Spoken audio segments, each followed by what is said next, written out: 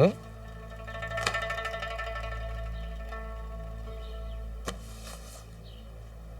范闲自辩者，奸臣当道，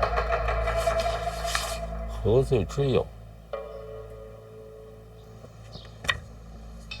奸臣当道，何罪之有？这庆国立国以来，还从未有过这样的自辩者。不光是庆国，有史以来这也是独一份了。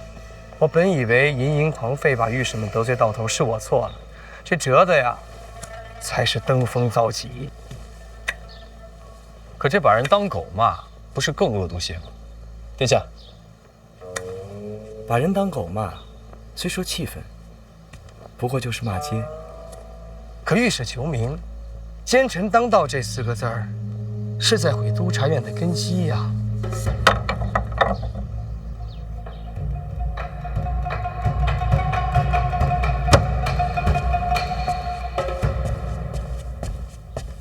今日太甚！这字写的不错，是他写的吗？应该是监察院一处代笔。我说呢，是先啊，丢人呐！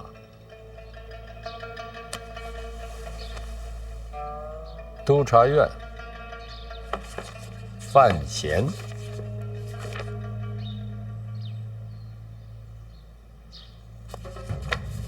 互不相让，那就殿前对质吧。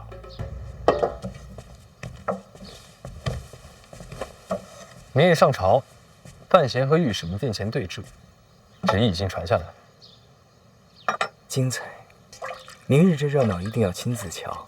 说起来，范闲入京都以来还从未上过大典，明天这是头一遭。头一遭就是决战，未来可期呀。说不定就被御史给斗倒了。难说。反正咱们安心观战，看个热闹。那是自然。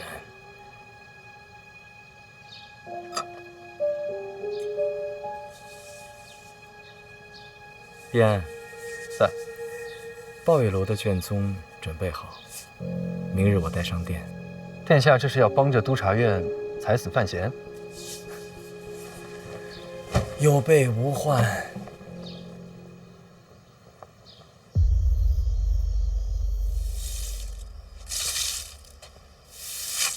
这嫂子时间不短了。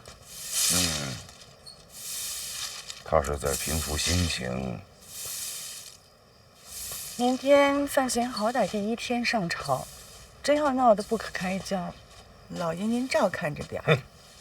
我管的是户部，他与督察院的纠葛，我不好介入。管他什么部呢？你们都姓范，督察院那么多人，范闲就一个，这怎么斗呀？你不明白，明天上殿我不好开口，不然的话，反而对他不利。司职能不能回来，全靠他了。他可千万不能出事。放心吧，若真有生死之危，拼了这条老命也得护住他。你对范闲是真好，对死者也一样。那对自己的老命也好点呗。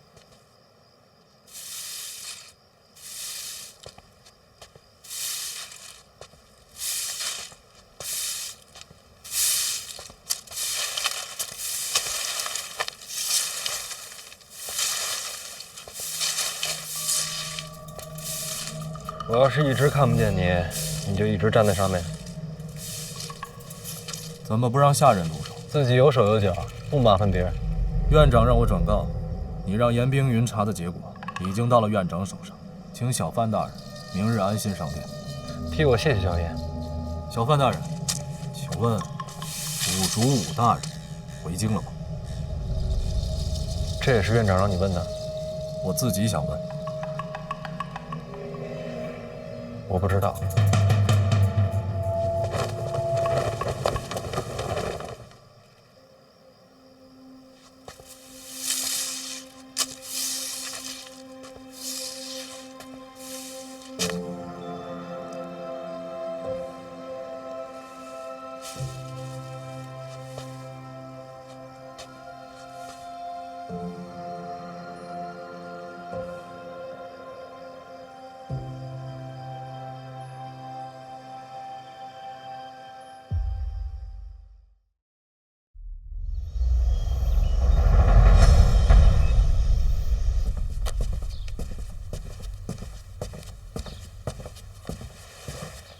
太子殿下，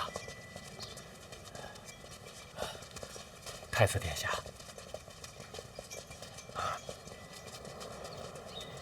太子殿下，太子殿下怎么在这儿站着呀？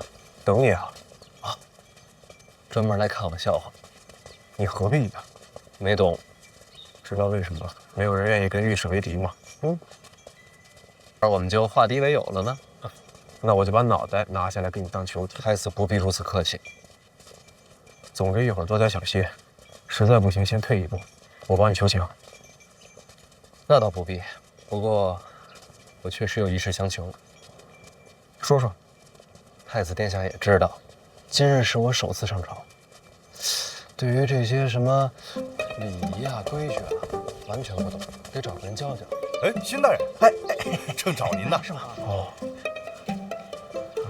辛大人，此事必须得再跟您说说。新雄，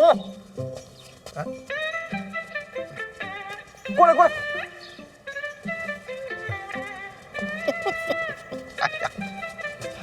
太子殿下，范大人，哎呀，你说我刚才怎么回事啊？怎么就没瞧见二位呢？你陪范闲入殿。礼仪上有什么不懂的，多指点。啊，求之不得，求之不得。那好自为之。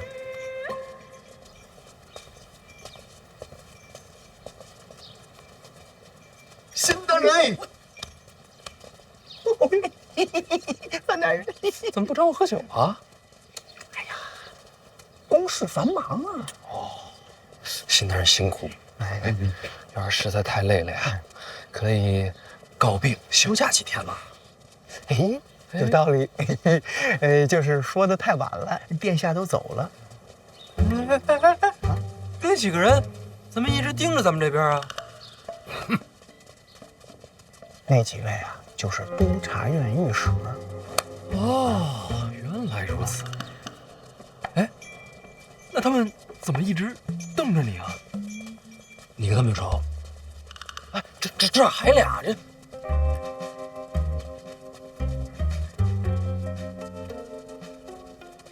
范大人，问您说实话，现如今谁跟您站一块儿，谁跟他们那几位有仇，谁跟他们不共戴天？辛大人放心，一会儿到了殿上啊，您安心看戏就行，千万不要欺负说话，克制，克制，再克制。我尽力啊。这个，范大人，我多句嘴啊。这个督察院御史啊，憋了这些天的怒气呀，要放大？什么？没事，你继续。他们绝对不会善罢甘休的呀。所以呀，您啊得小心应对。巧了，什么？我也没打算善罢甘休啊。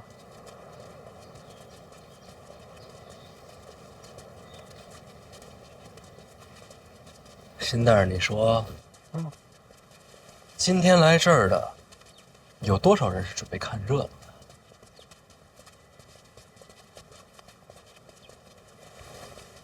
的？恐怕都是。那要是看热闹的人自己成了热闹呢？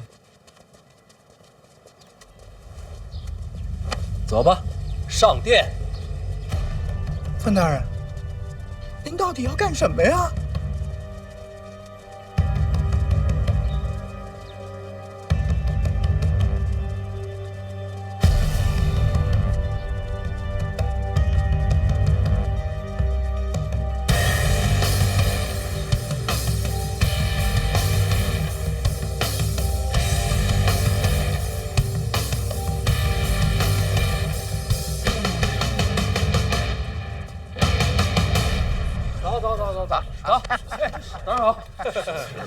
早啊，各位同僚，早上好。范大人，陛下还没到呢。哎，您看没？你看这一片没？都是文官站的地方。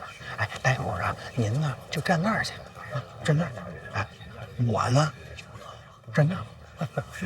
你先过去啊。哎，这不还没来呢吗？聊会儿。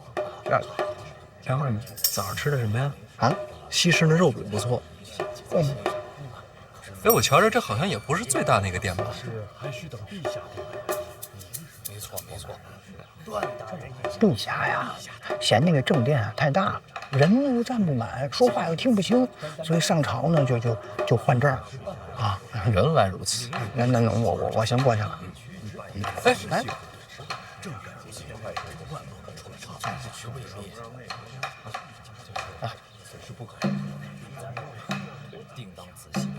这什么情况啊？太子都站着呢，他谁呀？枢密正使秦业秦老将军。枢密正使啊，军方第一人。可不，咱们秦国所有的兵将都归秦老将军调遣。没穿盔甲？有不少，这不上朝呢吗？哎，那另外这把空的椅子后头又是哪位啊？啊，别，不至于啊，不至于。不容易。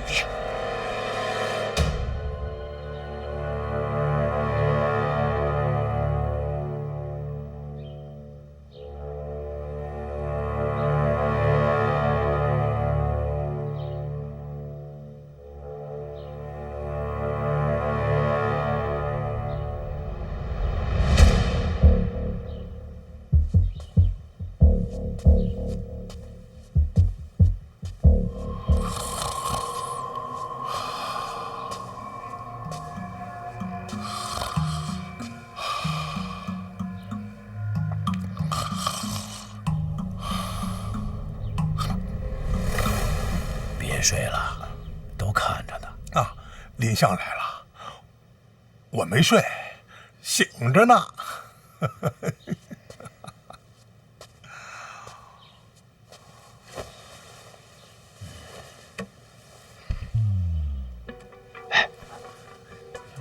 我们家史伯这么威风呢？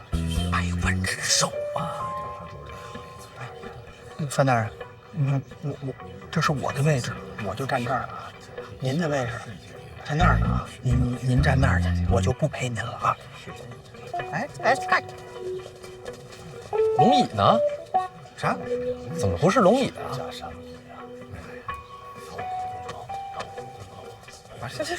这样了吧？陛下嫌这个龙椅啊硌得慌，就给换了。这么任性？哎呀，小点声儿。陛下说了啊，什么椅子不重要，重要的是得看谁坐上去。哎，陛下这话说的有点道理。陛下的话都有道理。哎，所以说起来，这殿上除了陛下以外，能坐的只有这2位。 3位啊，这不是2把椅子吗？确实是3位。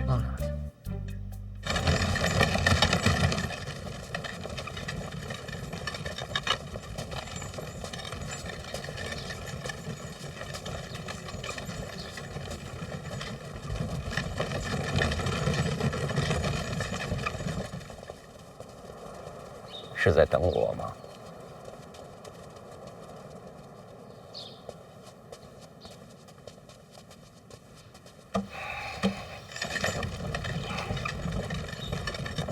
你们闹的哪一出？此话怎讲？范闲的思辨辙是不是你教他的？孩子自己的主意。你就没煽风点火？真没。你说的话一句都不能信。你也知道，待会儿殿上我的身份不好开口，可都长院那边怨气又重，你等会儿护着点儿。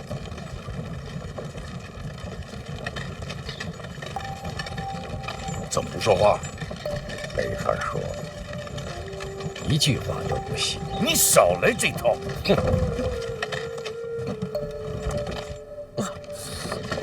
大家，使劲！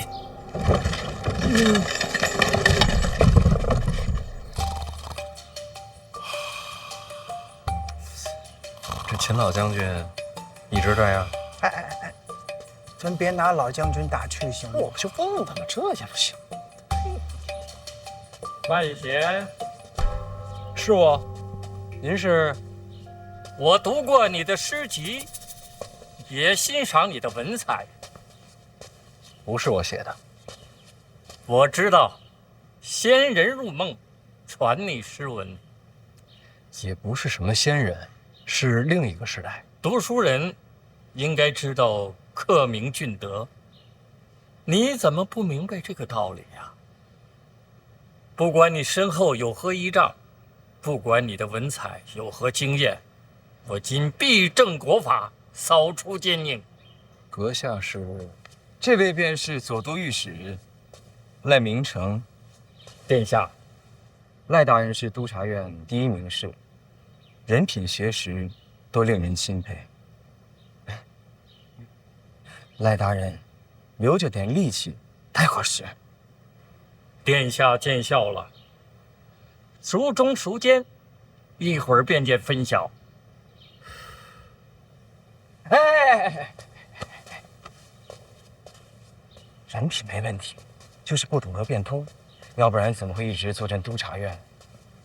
哎，今日打算如何应对啊？臣是老实人，自然老实应对。老实人，老实人好。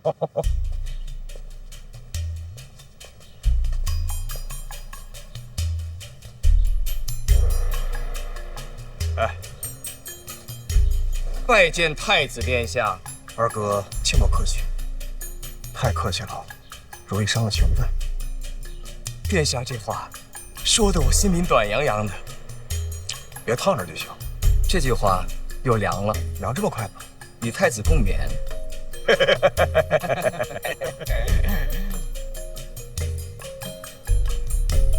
陈院长怎么还没到啊？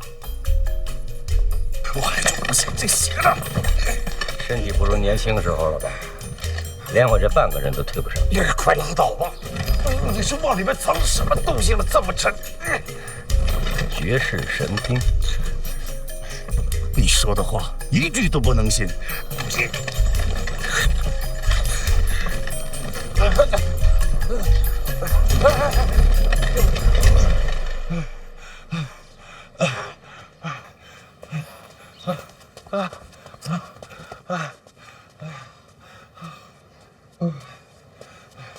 不行，我得去找个人帮一把。院长，殿下也来了，来吧。第一次见面，以挡我做起，怎么还翻上旧账？之前知道你胆大，没想到这么大，一个人对上整个督察院，硬气。殿下也是来看热闹的？这还用问？来吧，大哥。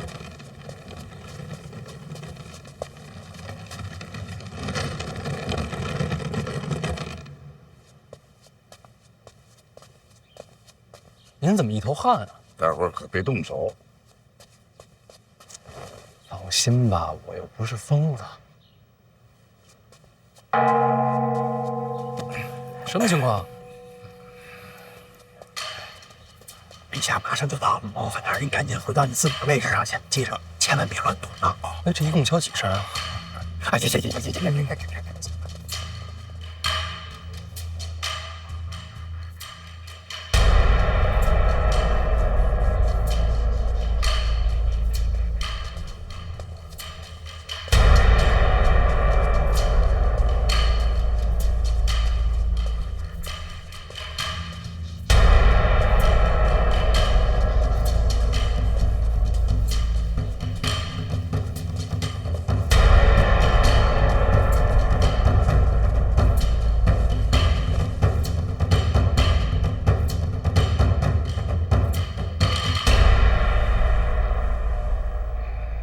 诸位，督察院的事儿都知道了吧？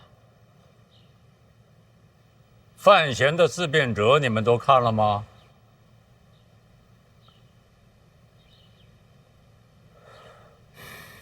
没看。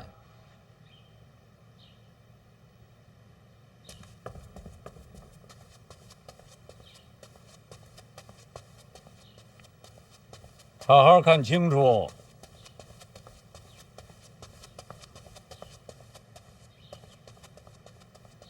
都看清喽。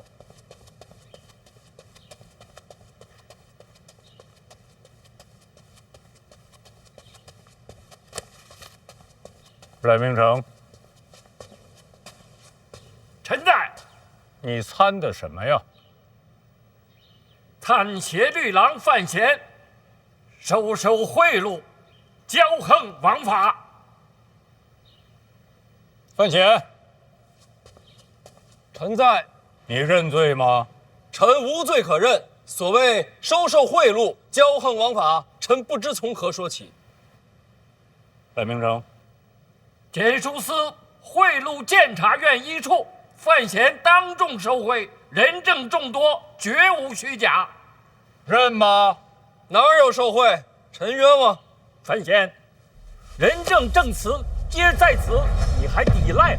确实没有，这怎么承认呢？陛下，臣恳请人证。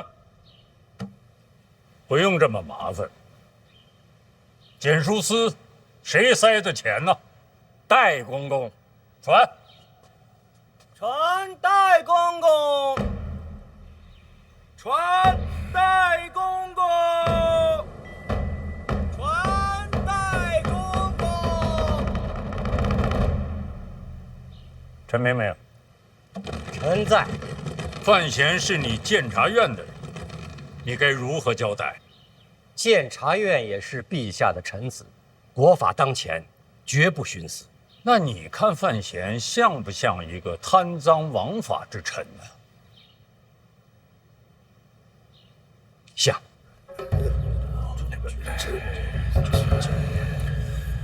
不瞒陛下，臣主持监察院以来，看谁都像是不法之徒。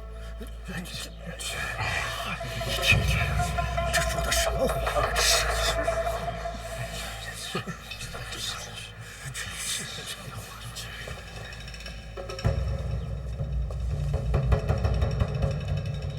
看谁都像，确是如此。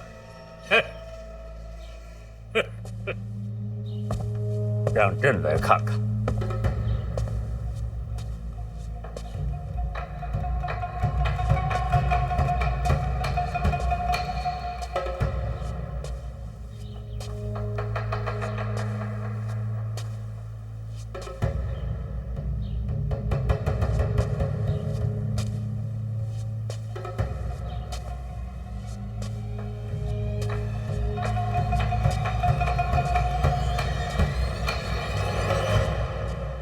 你看林相像吗？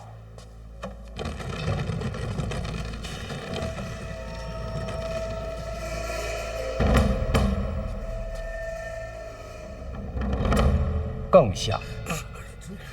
林相怎么会是不法之徒啊？你这么说，陈院长，好眼光。老丫鬟话，您多担待。林相。陈院长，不过跟你开了个玩笑。臣喜欢玩笑。你们俩都跟范闲太亲近了，说话不算数。金将军，臣在。你觉得范闲像贪赃枉法之臣吗？陛下，臣只知道带兵打仗，别的一概不懂。不过，臣觉得他不像。为什么？范闲出使北齐，在北齐王城升我大庆战旗，就连我们这些当兵的看着都觉着过瘾。确实，没错，我也听说了。是。这样的风华少年，不像是坏人。多谢秦老将军。我也就是实话实说。听说你小子勾搭北齐圣女，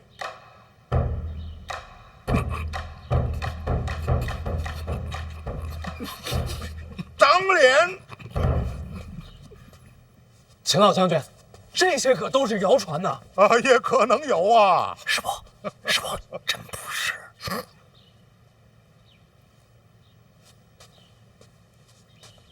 我就是胡说八道，您别往心里去呀。了然。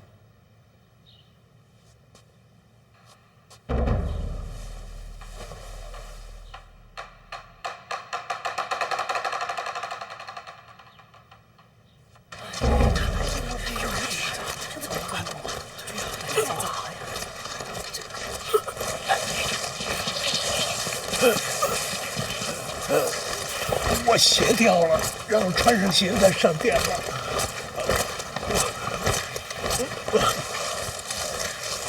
殿前失仪，诸位也会受到牵连。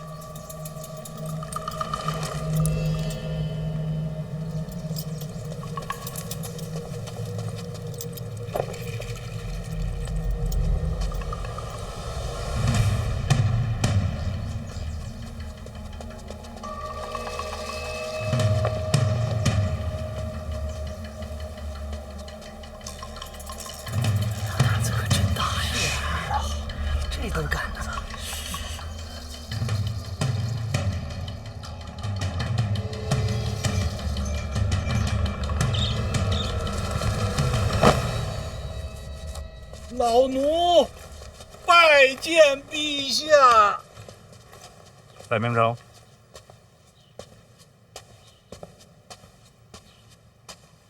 戴公公，请看。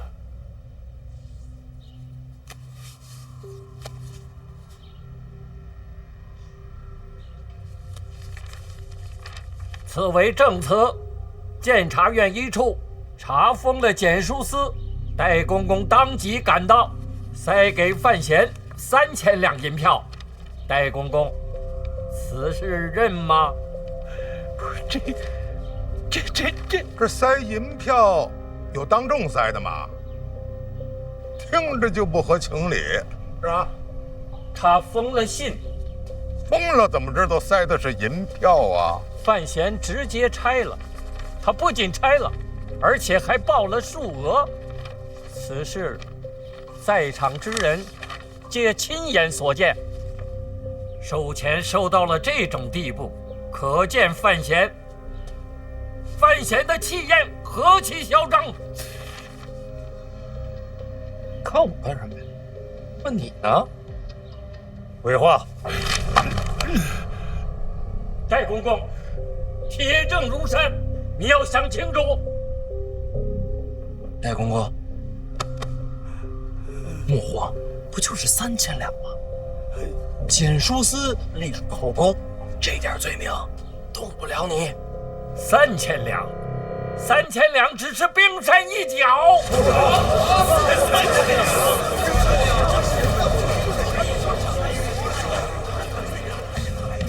陛下，我督察院近日上下进行细查，也是检书司作恶多端。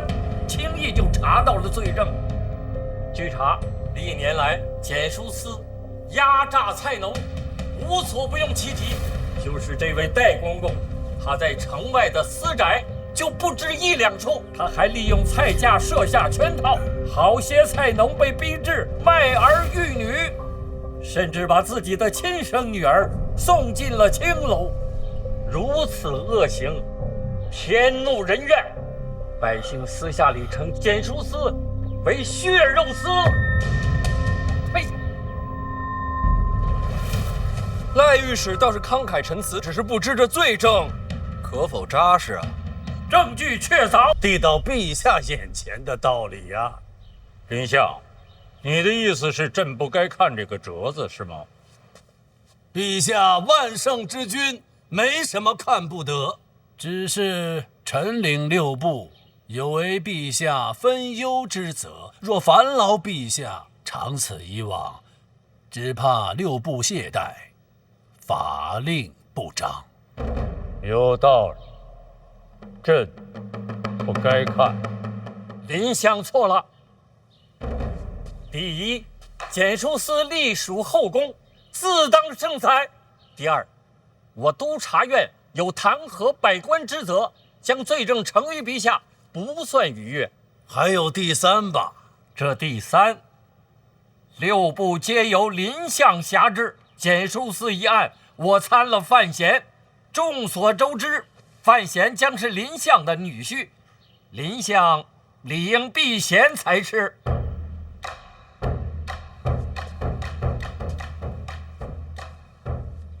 赖御史怕我徇私？人皆有私。林相清正刚直，要说徇私，朕第一个不信。我是第二个。陛下，赖御史言之有理，检书司一案，该由陛下圣裁。我可信得过你哦。臣不太敢相信自己吧。任明成，臣在。给他自己看看。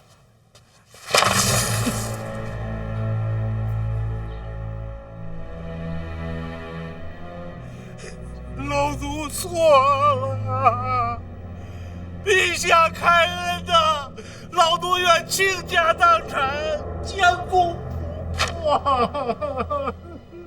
陛下，他认罪了。灰飞烟灭。押子敬。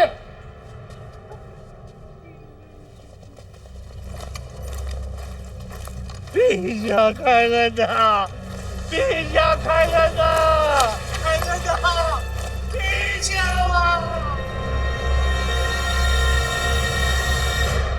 范大人，眼见如此下场，你有何感想？这个姓戴的真不是个东西。赖御史为民除害，百姓会记住你的。到了这一步，你可认罪？我何罪之有啊？你敢说那3000两你没拿？那倒是拿了，这就是认了。哎，等等，赖御史的意思是说，这3000两我拿了，就是受贿？你敢说不是？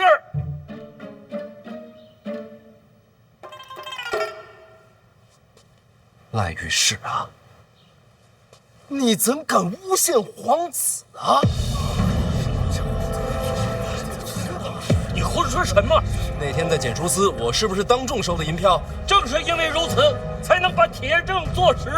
那我问你，殿下是不是也在？殿下也在。殿下是在的。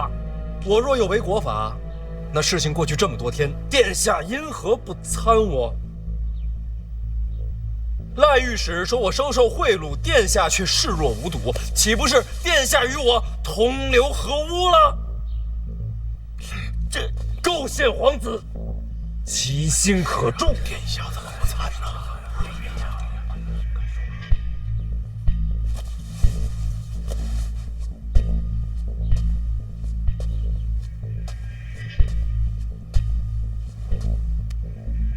儿臣当日的确是在检书司。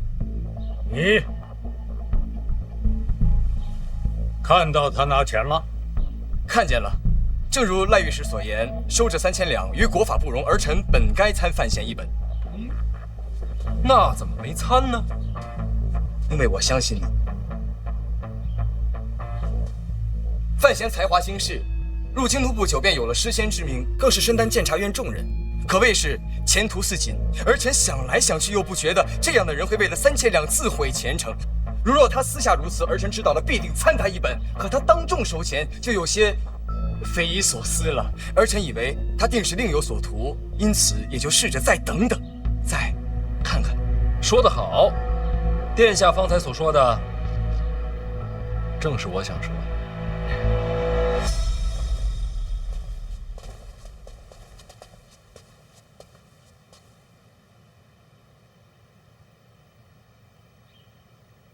那也许你以为3000两数目太小，就铤而走险呢？荒谬！京都百姓1年存银未必能有数十两，3000两的银票对于他们来说就是无法想象的巨款。我等在朝为官，当守国法、体民情。赖御史此般言辞，真叫人心寒。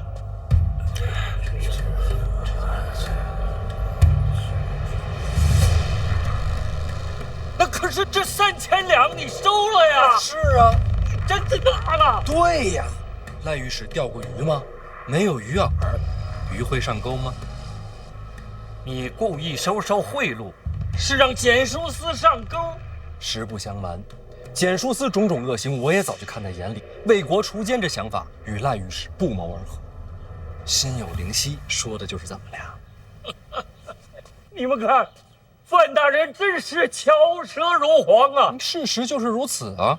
那你说你也在查简书司，可有实证？3000两银票一拿到，就转交给陈院长了。要查简书司的想法，也和院长说过。当真？当真。这不就成了个误会了吗？本来就是个误会。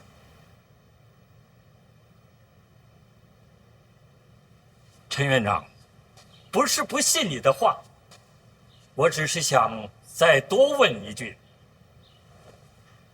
范大人，既然你说是误会，当初我等众卿在参你的时候，你为什么不在自辩折上把事情解释清楚？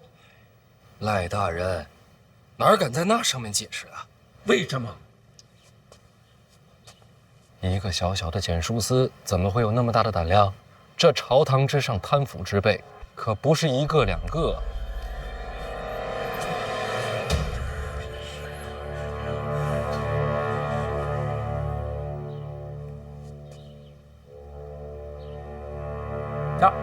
你也怀疑我们督察院？不只是督察院，下至百官，上至皇亲，我呀，谁都不敢信。既然是查贪，那3000两银票收了这么久，为什么至今不见下文？要不是我们督察院，恐怕简书司到现在还会安然无恙。是我犹豫了。犹豫什么？查贪是应该的，但问题是能查多久，敢查多深？怕了？不是怕，是担忧。清正吏治是我等为官的根本，我们既受皇恩，怎敢姑息此身？赖御史这话代表自己，还是整个督察院？我督察院上下皆以报国为己任。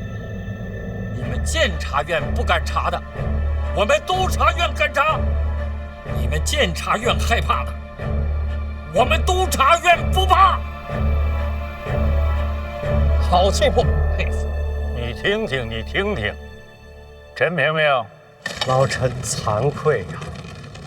这些年来，监察院确实有所懈怠。你要给朕一个交代。陛下，这段时间，各路府衙查出了一些贪官，有些牵扯狡猾。本来想放一放，今日看来，如此责任，应该交到督察院手中。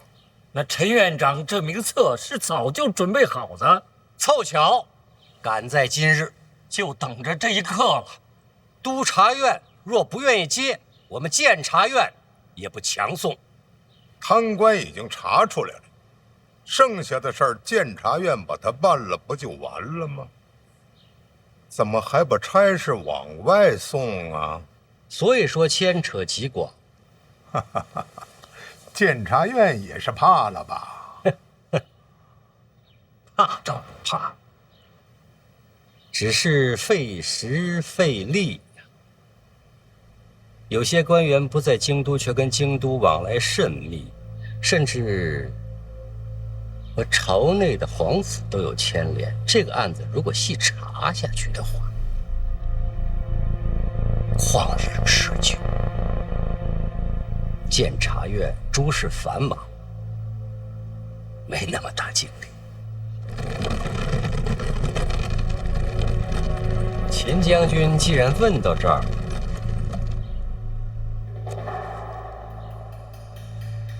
是不是要看看这个？啊，别！本人不识字，也看不懂，不看。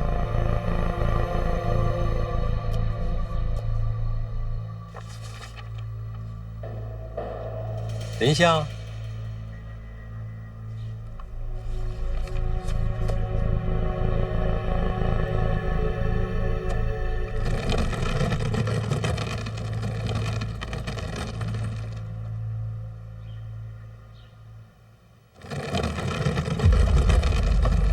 无人敢接。陛下，这名册我督察院愿接。为国解忧。陛下，臣忍不住有话说。启禀陛下，赖御史一腔忠肝义胆，叫人心折。只是此事若真与皇子牵连，只怕赖御史撑不住这重担呐。有国法在，有何撑不住？查明真相，是还皇室清白。如果真有皇子牵扯其中，还请赖御史顾惜自身，切莫冲动。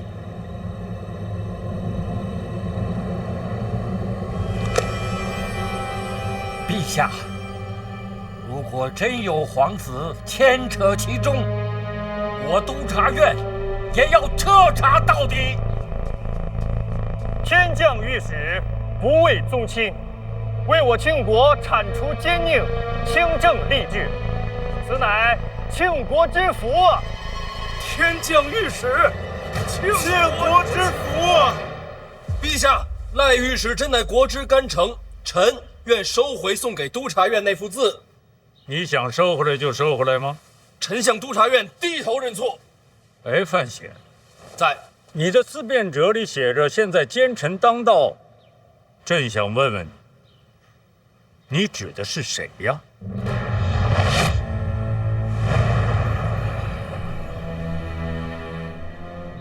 自然是天下的贪官污吏，绝不是督察院诸位御史。赖明成，臣在。好好办差。陛下，臣愿还我庆国一片云散天晴。朕很期待。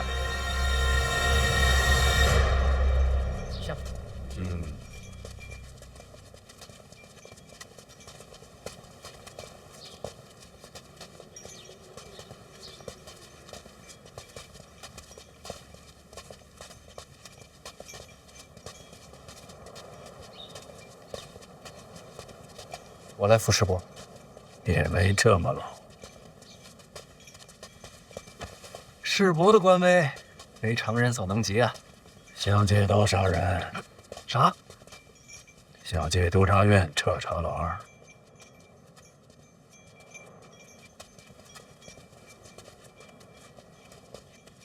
终究是瞒不过世伯。是陈萍萍教你的？我自己琢磨的。赖明成确实是把好刀，只是我确实有几点不解，想请教世伯。方才殿上站出来那几位，并非是我事先的安排。若不是他们在那儿添柴拱火，效果也不至于这么好。想知道他们是谁的人吗？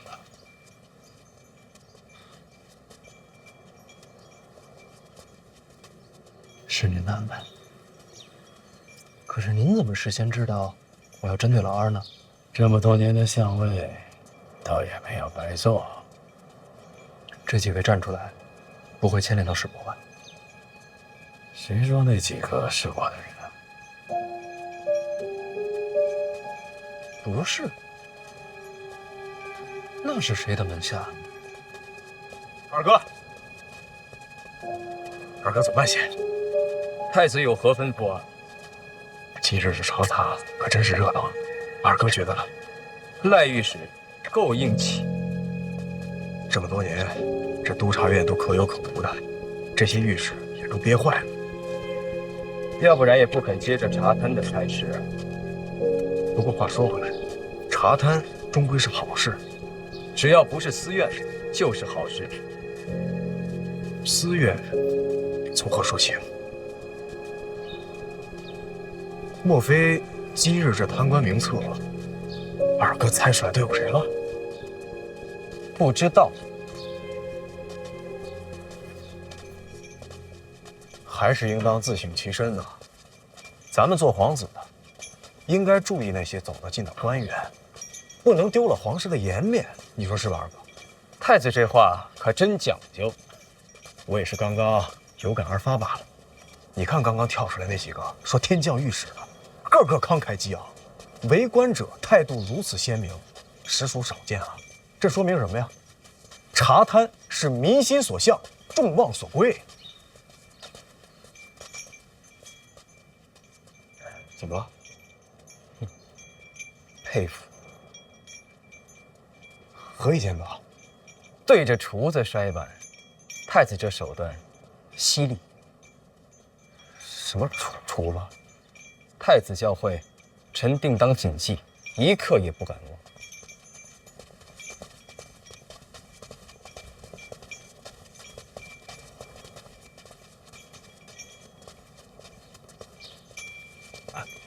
殿下，啊，咱们接下来是不是得帮着赖御史一些？咱们什么意思啊？殿下，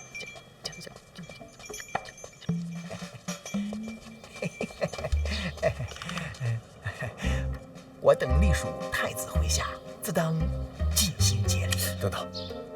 督察院那几个一根筋，非要自己办案，咱们看戏不就好了吗？为何要亲自下场啊？看什么？那几位，不是殿下您的意思吗？不是，你说哪几位啊？煽风点火啊，夸天降御史那几位啊？怎么就我的意思了呢？他们不都是太子门下吗？不是，什么叫我门下呀？一直都是啊。那我怎么不知道呢？这就对了啊！这个投效太子者众多，就是这几位吧，职业清闲啊，没大用处。应该还没有机会和殿下见面。那几个真是我门下？千真万确啊！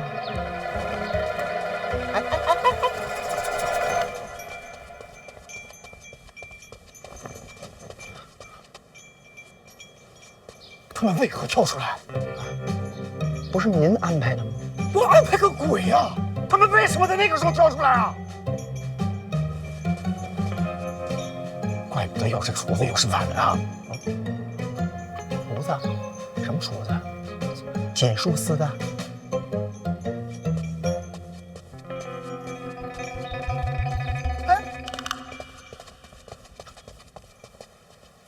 太子门下，听您的调令，操也不难。师伯厉害，没你厉害。回来这么多天了，也不去看婉儿一眼。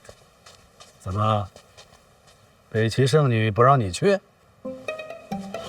师伯，传闻可不能信啊！我跟那圣女，我跟婉儿，我的为人您是清楚的。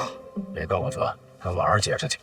不是我不想去见婉儿，实在是回京之后诸事繁身，一刻也脱不开身啊！要不是借口，师伯，确实有难言之隐，与北齐圣女无关。她也是在等你呢。那我晚上就去看她。晚上？不是晚上，白天一有时间就去。趁我还在，抓紧上去。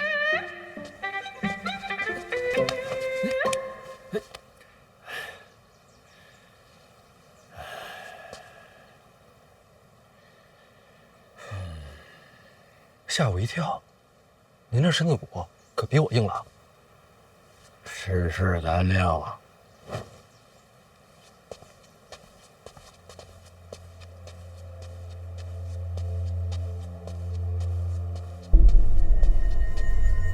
范闲这么能折腾，是不是你教的？不是，是他自己琢磨的。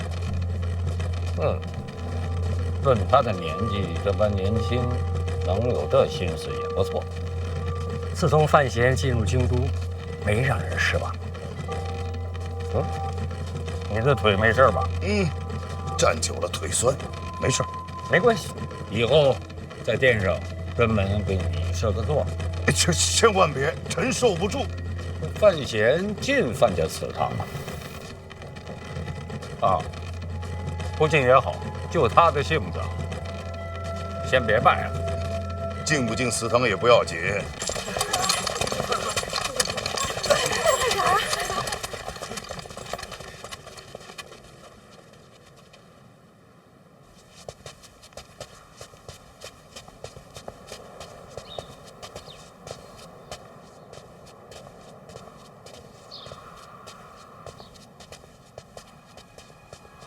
殿下，范闲这是当众受贿一次，确实，他这不是自个儿把把柄送您手里。殿下若是借此机会发力弹劾，说不定就把他赶下去了，就当什么都没有发生，不参一本。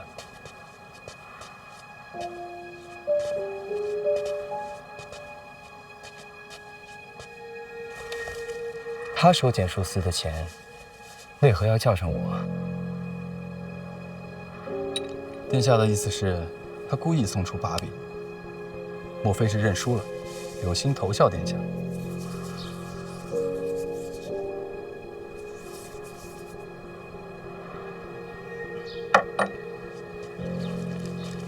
换成其他人这么做是没错，可范闲嘛，我还真不明白，他到底想要干什么呀？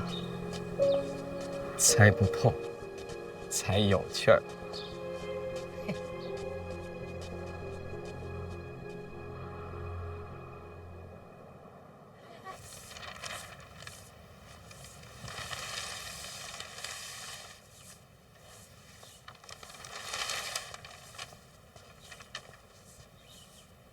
陛下，督察院几名御史联名弹劾范闲范大人。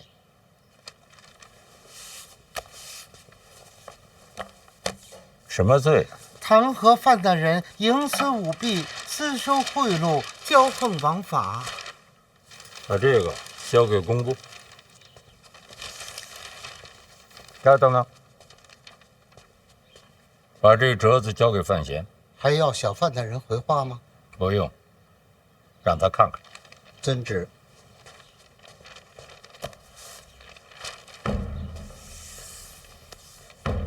弹劾。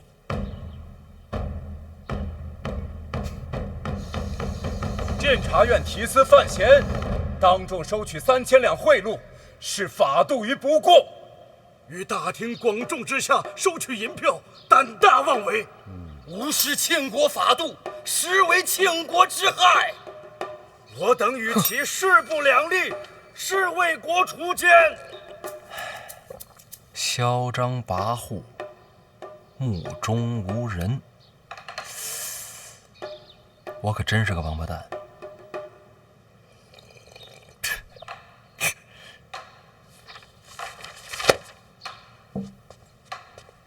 看完了，辛苦后宫。瞧您说的，这不是我应该的吗？那我先回去了。哎，来，送一下后宫。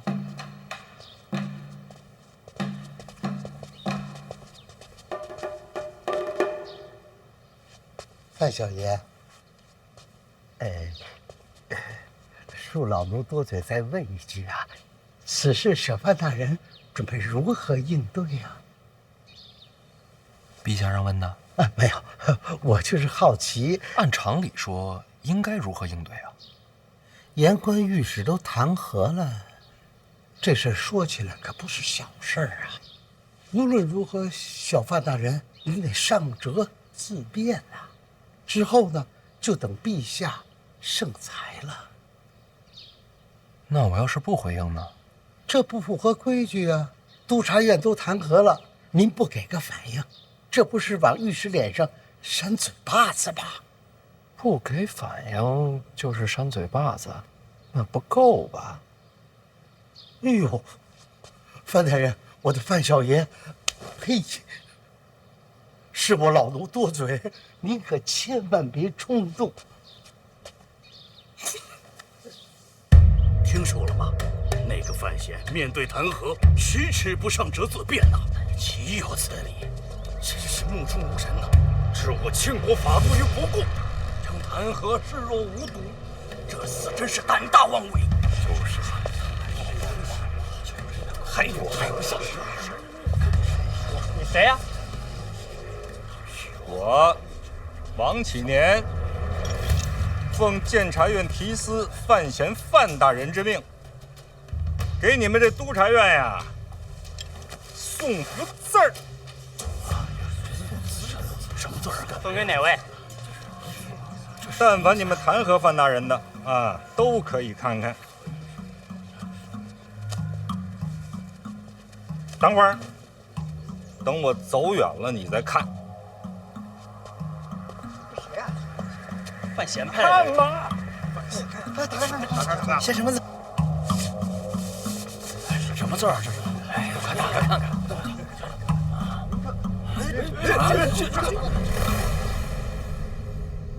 督察院御史参范闲，正是。弹劾的就是简书司代公公那3000两银票的事。谁牵的头？好像是自发的。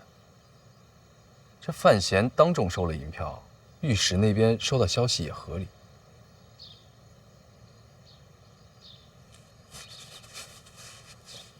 3000两，也不是什么大事啊。范闲上个字变折，督察院那帮也不会死追到底。范闲没自辩，他派王启年去了督察院，给参他的御史送了幅字。写的什么？淫淫狂吠，这不是骂咱们吗？这么说，这是太过了。谁去来看我们判的严决？这是谁呀？太夸张了！参他，对，参他，一定要参他，参他，一定要参他。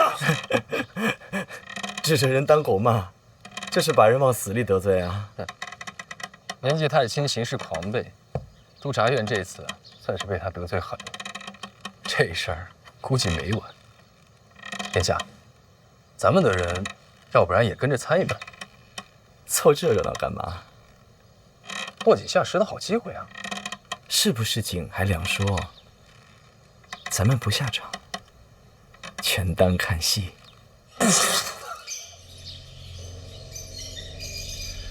所有的御史都在弹劾。是，本来就那么几个，现如今督察院同仇敌忾，正憋着一股劲儿参范闲和公公呢。这是关我什么事儿啊？毕竟那3000两是您给出去的。3000两在京城算个屁呀！这芝麻大点的事儿，还骂人家是狗。哎，那不是我骂的。在督察院看来，范闲跟公公就是一条线上的蚂蚱。我一共跟他见过1次面，我怎么就骂上了我？人家说了，知道的就1次，隐藏未报的天知道有几回。听说督察院放话了，早就怀疑您和范闲狼狈为奸，很可能还拜他做了干爹。胡说！我几岁，他几岁，怎么就拜干爹了呢？公公，事到如今就别争年龄大小。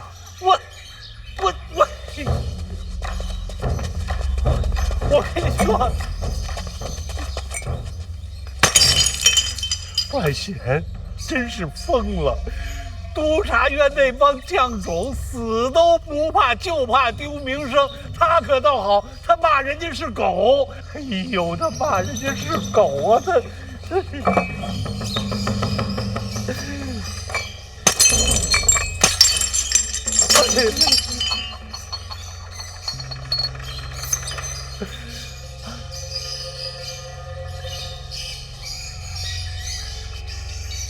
小红公公，我现在应该怎么办呢？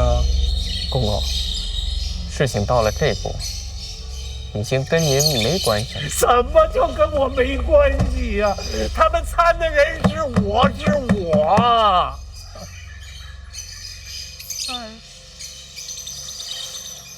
这叫什么事儿啊？哎呦！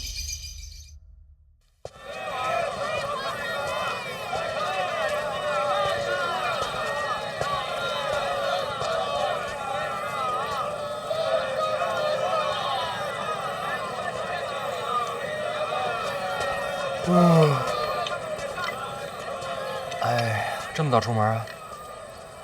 你不比我早，是为了等你。吃点，早上不能饿着。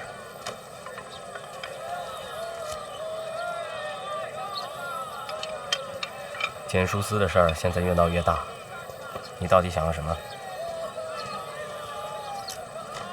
老二和北齐走私的线索断了，不过没关系。有人提醒我面对的不是事儿，而是人。嘿嘿，放心，这儿没别人。这跟简书司有什么关系？老二跟北齐走私是为了银子，银子不花就是废铁。你觉得他挣的这些钱能花在哪儿？偷养兵马，还有呢？收买官员，培植嫡系。你借简书司入手，其实查的是贪污受贿。京都之内，我自己能查，但老二的门下不只有京都官员，要查京都之外，我们一处不如你们四处。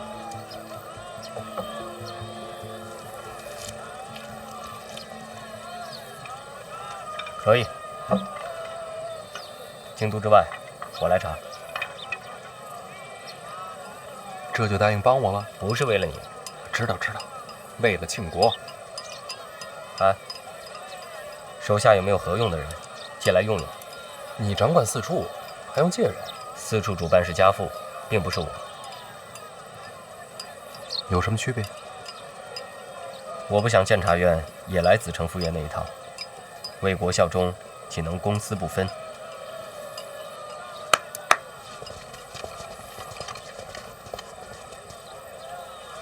小范大人，严公子。老王，老高，嘿嘿。这段时间啊，帮着小严公子做点事儿。是。听小严公子吩咐。高达，我记得你隶属虎卫。是，但从今日起，我们这一批人就在小范大人麾下行走了。虎卫隶属禁军，只遵皇命。是啊，正要用人的时候，就把高达送来了。有时候我也不知道咱们这陛下究竟在想什么。天危难测，谁说不是呢？来，你这就走了？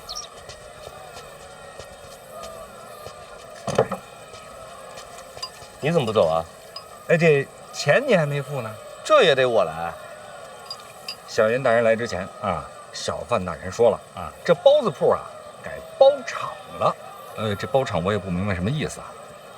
大概就是这馅儿啊，这面呢，这火呀，这水呀，都算作成本了。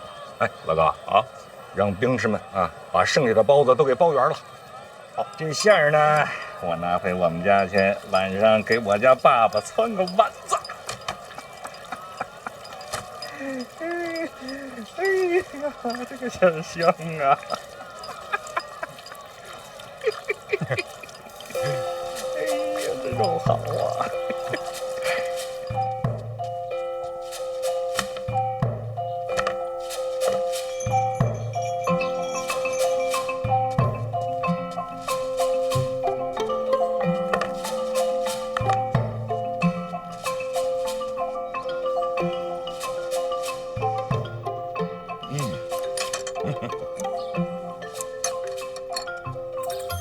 老爷，我听说这几日督察院参范闲的折子可越来越多了。有这回事儿。都这会儿了，你还不知道急呀？听说督察院的御史如今都天天骂娘了。何止骂娘，连祖宗都带上了。御史不都是读书人吗？读书人也是人，逼急了也跳墙。您这话可有点损。那现在怎么办啊？要不然送点礼？哎呀，没用。督察院御史最要的就是脸面。先不说那幅盈盈狂飞的字，这几日无数弹劾，范闲一道自辩者都没上过，该吃吃，该喝喝，完全不把督察院当人看。哎呀，这蹬鼻子上脸的屈辱，督察院怎么能忍？读书人都这么小心眼儿啊？老爷不在。你也是，好好的招惹他们干什么呀？要不然我进宫一趟，皇后那边探探口风，让你找个机会给督察院道个歉。不对，你不是柳姨娘，柳姨娘才不操心我这破事儿。你呢？确实受宠若惊。死折腾。死折没事儿。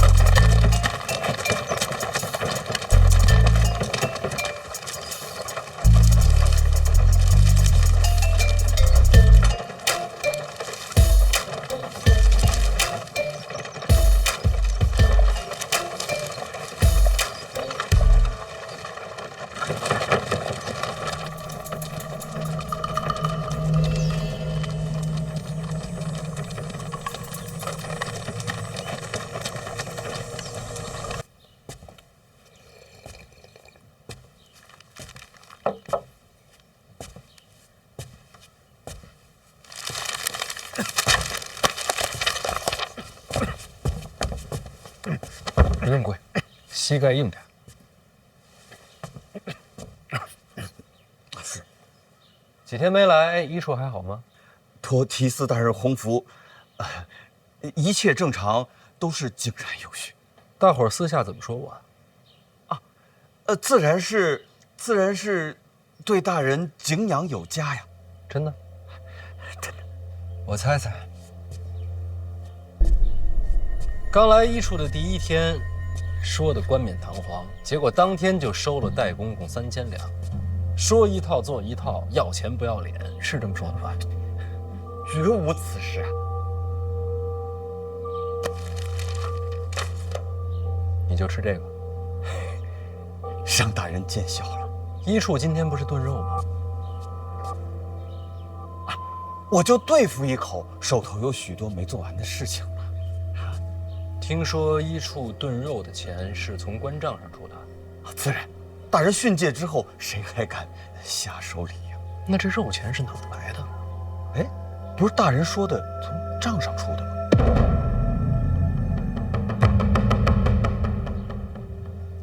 医处的账我看了，这几日有出入，多了50两，所以从中取出一些银子炖个肉。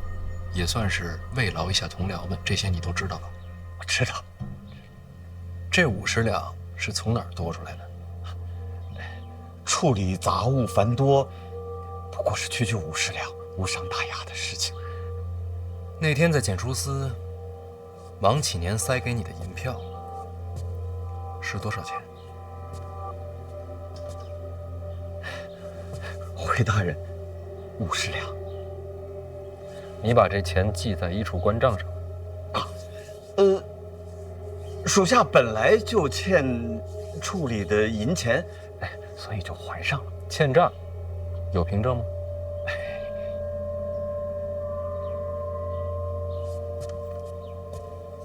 这几日我看了你的文档啊，邓子越，检书司这么多年送来的云梦鱼，你是一条也没拿过。大人，属下是不爱吃鱼呀。哦，既不爱吃鱼，也不爱吃肉，是吗？医处今日炖肉，可以说是用的你的钱。你自己在这儿啃这个，怎么着？嫌这钱脏？属下不敢。有什么不敢的？你也不是1次2次了。检书司这么多年送来的可不只是鱼肉，山珍海味，天天翻新，处理从僚人人有份儿，只有你不要。除此之外，京都各部送来的各种名贵礼物，什么玛瑙、麻将、白玉头子，你是一概不收。邓子越，你很廉洁吗？啊，你了不起呀！但是我就不明白了，既然你这么廉洁，你怎么不上报呢？属下知罪。你别着急跪啊！我是在问你的罪吗？我问你为什么不上报？官场嘛，就是为人，真的没有必要得罪人，是吧？是吗？这是现在的，曾经的邓子越可不是这样。当年的邓子越慷慨激昂，院里边有谁欺上瞒下、谋取私利，都被你指着鼻子骂过，甚至包括你的直属上司。惭愧，惭愧了，属下当时愚钝吧。从什么时候开始不骂了，改成跪了？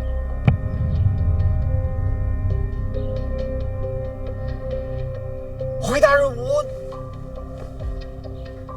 当时不谙世事，行事张狂，属下现在懂事了。你懂什么了？属下懂得，做官不可特立独行，该当与光同尘的。与光同尘呐，那鱼你就应该拿呀！与光同尘，啊，衣服都穿不起了是吗？邓子越，定州寒门出身，曾在边军养马。当年边军有都尉假造账册，贱买马料为名，骗取官银。是你，在重重包围中杀出条血路，将罪证送到监察院。院长念你孤勇刚直，特许入院。我说的没错吧？没想到大人连这都查了。你家境贫寒，年少时也曾立誓，才可以缺，志不能穷。当年在定州一身鲜血杀进监察院大门，要求伸张国法的样子，还记得吗？回大人话，记得啊，记得。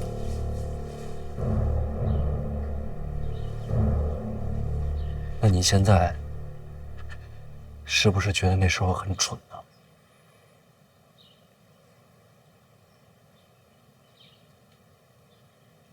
之前多不公，蚁穴因雷霆，蠢就蠢了嘛，大人。好一个蠢就蠢了。邓子越，是什么把你变成现在这样？腰也弯了，膝盖也软了。不知当年的你看到现在的邓子越，会不会大哭一场啊？大人，做官嘛，人情世故嘛，大人，是吧？我知道，曾经你有机会可以升任副主办，结果就因为仗义直言，一降再降，最后被贬成了一个毫不起眼的小主簿。这么多年，所以你服软了？不，早都服了。那你软就软的彻底一点啊，邓子越！不是与光同尘吗？都已经这样，50两银子有什么可值得上报的？送到门口的礼物有什么不能拿的？既然这样，还守那点规矩干什么？你是想给自己留点脸面，还是想别人夸你有气节？我问你话呢！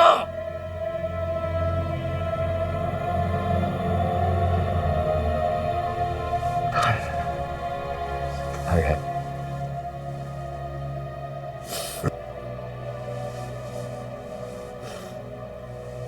你看我这个样子，早就没气节了。我邓子越只求一个独善其身嘛。啊，独善其身就好了嘛。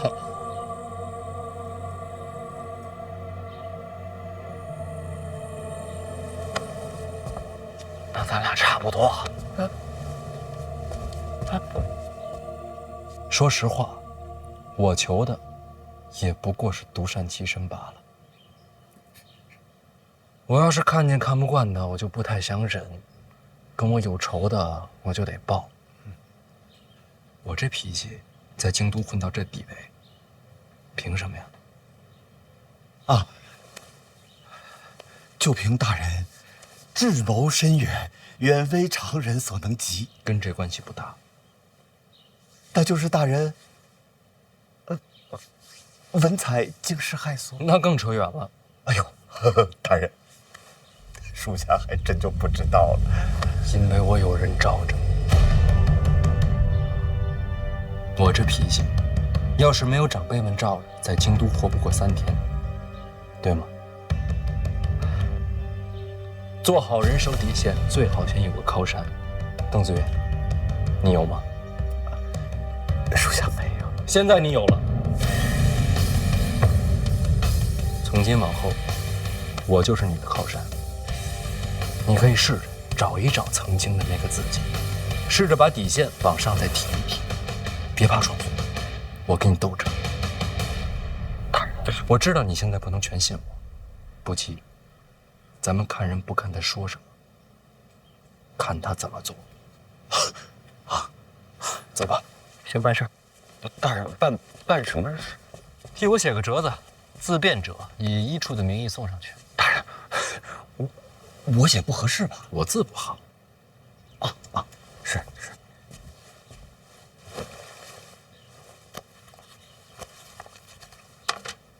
不用研墨，直接写。啊，大人，这一点残墨只够写几个字的呀？够。